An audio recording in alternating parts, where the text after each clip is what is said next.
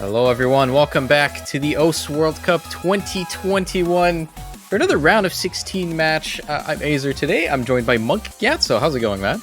Hey man, chilling, doing good. Super excited for this matchup. Oh, I am so excited for this. It is Canada-Taiwan time, baby. It is one of the most hyped matchups this weekend, for sure. Everyone's been talking about this, I think. Among some others, I think up there with the scale of like Germany, Australia, and with Korea, UK, which is going to be played tomorrow. But Canada-Taiwan, a matchup that I think is very, very storied.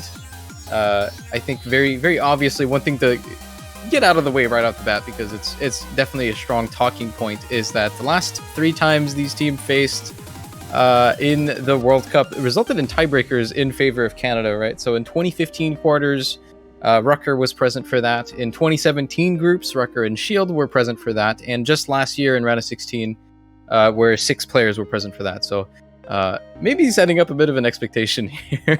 Yeah, it's always so much better when there's that history behind the match. You know, you've got so many storylines developing in all these countries, and it really just makes for a really entertaining match. And it actually is something players think about when they're playing as well. You know, they want to be like, you know, think back to last year or whatever it was that they versed, and it does build that fire in the players. Yeah, and even then, like, I think both of these teams essentially swapped out their entire core rosters. Canada's coming in with 5 new players this year, and I think Taiwan with 4. Yeah, exactly right. Yeah, which is really different, honestly. I think they're both kind of looking for the same thing here, kind of both looking to keep up with like the legacy, right, and show that they can do it. So far, I think Canada hasn't had the best of showings, but I think they're looking to prove everyone wrong here. I think they're looking to prove that they're deserving of that second seed that they got in qualifiers, right? So, and Taiwan on that same boat, they shipped a lot of their players off. Missing, you know, GFMRT, one of those big names, Flask, but they still bringing up a really strong roster. They were actually, I'm surprised to see so many of their players change up, considering that they actually won 3WC this year. So you'd expect to see a lot of those players sticking around, but unfortunately that's not the case, or whatever it is. But yeah, big roster changes for both these teams, especially most notably Canada not having Ryuk and some of the core players from last year.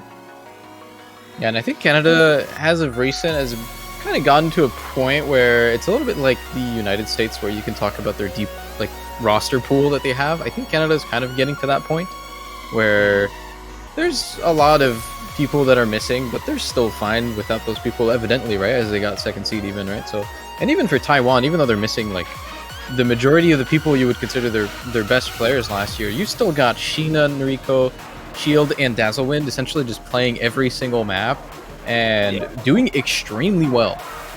Yep, I think with Taiwan, you know, you see those players and you immediately just think no mod trouble. And if you actually ever look at these last 2 teams, a lot of them played a lot of no mod last week. So I'm super excited to see how that plays out, especially with this week's pool, the no mods being a bit harder than last time. Should be quite the match. Yeah, and I think this may be the first match where I think both of these teams kind of set in stone for the rest of the tournament what they're expected to be good at, right? Especially if it's like round of 32, sometimes most of the top teams can kind of just play everything. So you don't really get a good solid idea of like, oh, this team is a DT team, for example. This team is a mechanics team. Like you don't get that from just a round of 32 match, right? So if you look at like the things that they both picked last round, a lot of them hovered a lot of Nomad and DT. And I think in the case of Taiwan, most notably, they were against Romania, and there's probably a point to be made about, you know, like playing around Badu and stuff like that for Romania, right? So maybe Taiwan's game plan changes a little bit here. Also considering the fact that Canada was one of the strongest speed teams last year and in qualifiers. So yeah, we'll have to see if their game plan changes. Yeah, I think it's worth pointing out that Canada had an amazing showing on the DT2 last week. DT1, a really solid scores, all 499s. And then on the No Mod 5, kind of struggling a little bit. They're still putting up a pretty good score, but they actually lost out to Taiwan on that map. So we'll have to see how the speed goes for this week. Of course, when a team's a little bit faster, they definitely speed abuse. It's certainly sort of a trend to pick the faster maps if you're a faster team. Get into this pick ban phase. Yeah, I think in terms of pick ban, we're going to see Canada ban first here. I think they're looking at something like Nomad 5. Like you just said, they didn't really have a good showing last week. 3 of their players did pretty good, but I think they had a little bit of a hard time filling out that 4th slot. Could have just been nerves. But could also be looking at Nomad 1 for them, even though you could consider Canada an AIM team. It is a little bit more of a random pick. And seeing as seed-wise, you know, they're expected to be the favorites here. Nomad 1 always tends to be a little bit random, but no, they actually are going to go for the Hard Rock 2, which is a bit of the unique map in this pool. It's very slow, and it has a lot of rhythm complexity, and Canada want none of that. Yeah, we saw, I think it was Krilla yesterday on that map, absolutely popped off in that Germany-Australia map, right? That was the sort of 6.5 rhythm type. A lot of precision aim and whatnot. And I think for Taiwan's ban, they're probably looking at DT1. Like you said, Canada did top score on that last round. Or Nomad 2 as well. Canada's known to be a little bit of a strong Nomad 2 team. See what they end up going with. They do have a couple of options, but I think I'm definitely looking at those two as their best. I was going to say, I'm kind of surprised to see quite a lack of Nomad 1 in the tournament so far. I haven't really been eyes on every single match, but I feel like Nomad 1's kind of been a bit avoided throughout. It hasn't been banned, but it hasn't been picked as much as you usually see throughout these OWCs. A lot of early matches, they pick those. Oh, can we still ban Hard Rock? Both teams looking to get Hard Rock off the board.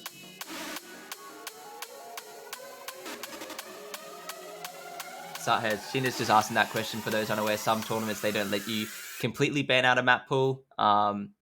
It's just sometimes it's a niche trend with tournaments. That's why he's gone and asked that question. It's not just a random question, you know. Okay, so Taiwan is banning out both Hard Rocks. That's a bit unexpected. I think there's a lot of things open for Canada now. Yeah, I think they're mostly just going off the history here, because it looks like Canada played both Hard Rocks last week, and Taiwan only played the one, and with the one they played, it was Hard Rock 2, and didn't put up a single FC on that. So looks like they've done their research towards the map. I wanted to say it's worth pointing out neither team touched Hidden last week, and that Hidden AR8 was sick. This AR8 is sick. No one played Hidden last week for these two teams, so you really got to find out who's that first team that's going to pick it, and here it is. It's Canada. Oh, right off the bat. Okay. I was going to say Hard Rock 1 is like historically a pretty good ban against Canada regardless, because you have people like Zudi and Frankie who are known for that Hard Rock aim. So even though this week it's not so much, you could kind of say it's more or less like a tech pick, like an old school tech pick. It does have a pretty high aim requirement still, so they don't want any of that. We're going to be seeing Hidden first pick for Canada. This is a little bit unexpected for me, but I think they're looking to play around the additions of their new players here. I think you're looking at probably Vespirit, who is kind of like the hidden player on this team. But of course also Zudi Nader, I think very well known to be very proficient at specifically this type of hidden too, because it's mostly just aim. Yeah, since we didn't get to see any of the hiddens last week, I think it's worth pointing out that in the qualifier scores, Canada actually put up a higher score in the Hidden 1 category, but in the Hidden 2 category, kind of losing out to Taiwan. So I really wonder how this is going to play out. The rosters for the... we didn't get to see the roster for Taiwan, since obviously they didn't play Hidden last week. But we're looking at like Sheena, Dazzle... In qualifiers, they just played Sheena, Rucker, Dazzle, and Spines Knight. So they do have the Astrophism instead of Rucker. I'm not sure if that's going to be what they're sticking with. It's always good to see a flexible Hidden roster. I know some countries struggle to get fourth player, so if you have a fifth player on Hidden, it's amazing. Hidden really is one of those mods where I'd probably say it's the most niche. Most teams will look at adding a strong Hidden player. You'll find that a lot in OWCs, but if you have 5 Hidden players on a team, that makes things very good. The more the merrier, of course. Actually, now that I look at this, they also have Shield in for this? That's a little bit weird. I don't know Shield to be very proficient at Hidden. Yeah, at least compared to the other players on the team. I would definitely expect to see Rucker here. Rucker has like a decade of experience on that mod. But maybe they're feeling a bit confident with this roster. Might just be the style of map as well. Shield yeah, didn't play any of the Hiddens in qualifiers, so this is actually the first Hidden we're seeing from him in the tournament. So we'll have to see how it is. It's so scary because Hidden's definitely one of those mods you can just put on, and then all of a sudden, as soon as the map starts, you've just forgotten how to play. So hopefully we're all good here as we get started in this match. Canada's first pick.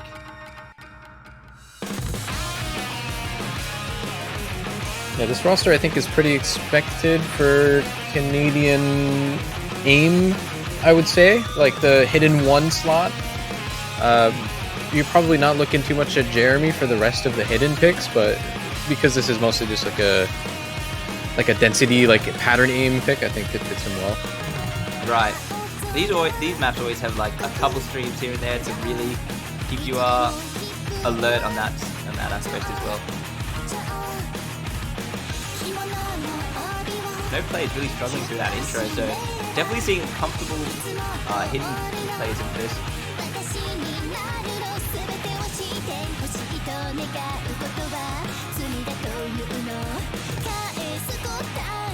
Still just no breaks early on here, but we haven't really gotten to any of the single hard parts yet. And again, I think that the level of play in both of these teams, I think, is expected to be so high that we might not be seeing many breaks throughout the whole match, I would say. Yeah, no plays at all missing yet. This is incredible as far as the first map goes. Usually you have like one nerve miss here and there, and now we're going to start to see some of these players shake, I reckon, as we are approaching kind of high combos here. Yeah, as we all know, as soon as we get like to the middle part, you know, the longer this goes on, like the more impactful any of the breaks are, right? So Canada does get away with a little bit of an accuracy lead early on here. I think with 200s and 300s. Oh, Jeremy does find the first miss here, though. Oh, Diastrophism's got to match it, though. But yeah, definitely team accuracy advantage on the side of Canada right now. Sporting 299.7s, pretty much 3. Everyone on a high 99. So with those 2 breaks, I think we're still Canada advantage here. Shield actually broke. I didn't catch that shield break at all, but with shield breaking, that's going to make it a 3-2 favor of Canada. Yeah, they do get a little bit of a comfortable cushion here. But again, this map is fairly lengthy. It's 4 minutes. Oh, and Sheena missing as well is disaster for Taiwan, as it's only Spines not holding combo through half the map, with 3 players on the side of Canada looking as solid as possible. 99.8 all across the board. And this is pretty much what you would expect from these 3 Canadian players here, Nick, Frankie, and Zudinator. Frankie does unfortunately miss, but I think at this point it's probably not too impactful. But these 3 essentially just are the only 3 players this year on Canada to have any experience. They were all 3 of them the highlight last year, I would say. And especially in this match, in this matchup last year when they played in round of 16. So it's good to see them do pretty well on their first pick here. The accuracy on Nick and Zudinator is honestly pretty insane. Yeah, we're going to have to see a break from Nick and Zudi at this point for Taiwan to really clutch this one up. Spice Knight is still holding on to that 99 FC. Shield really holding on with accuracy as well, but just the combo isn't there. Oh, that jump is spaced. Everyone's managed to hit that. Another miss from Diastrophism, and with Spine's Knight missing, that is certainly going to be the first map towards Canada. A solid first pick. Nick missing there at the end, and Zudi just holding on. Really looking at Zudi to perform for Canada this OWC. Certainly got the shoes to fill with a lot of their huge players stepping out this year. And Jeremy as well recovered really well from that one early miss, right? Look at his accuracy as well, still rocking the 99.6. Like, pretty solid performance here, kind of as expected as this is Canada's first pick. So coming out very, very strong, actually. Pretty sizable score difference, even though it was close for a while, but too many breaks on the side of Taiwan, and it's already like 600k difference now. An amazing performance from the side of Canada. Zudi, as cool as ever, is going to come with the only FC on that one. And Canada is going to take their first map. Yeah, this is definitely what you want to see from Zudi as well, right? You would always think of her when you think of Canadian hidden players nowadays, and she's there to show off why. It looks like that torch has been passed, Aza. And if you actually look at Canada, 18 100s on the side of all of them added up is absurd on a map like that, especially the hidden slot. Looking like a bit of a struggle from some of the players on Taiwan there. Not really able to sport such a high score, but we'll see what they go. They did have a better score than Canada on that AR8 hidden in qualifiers, so I really do wonder if they're going to shy away from it just because of how they've been blasted on this first hidden pick, but we'll see how it goes. Yeah, I think Taiwan has a lot of options here. I think they're probably going to be looking at some of the DTs, even though it's weird to pick speed DT into Canada. I think that maybe the finger control DT, so the DT3 could be a good pick for them. Looking at Nomad 4 as well, I think this Taiwan roster really likes their Nomad tech. Hidden 2 is also kind of a good option, though. I think, like you said, the qualifier score was probably the only like major difference between these two teams in favor of Taiwan. Just about everything else in the poll has been in the favor of Canada, right? So, and I mean, it is a map by Flask, you know. They gotta pick it. Yep. There were only 2 maps, or 3 maps really, that neither of these teams played. That was the No Mod 3 last week, so the old No Mod map. Sort of the hidden 1 slot and the hidden 2 slot. Every other map was played, so they've all... There's ample, results there. They can have a look around, and a lot of options here. DT2 is going to be the pick.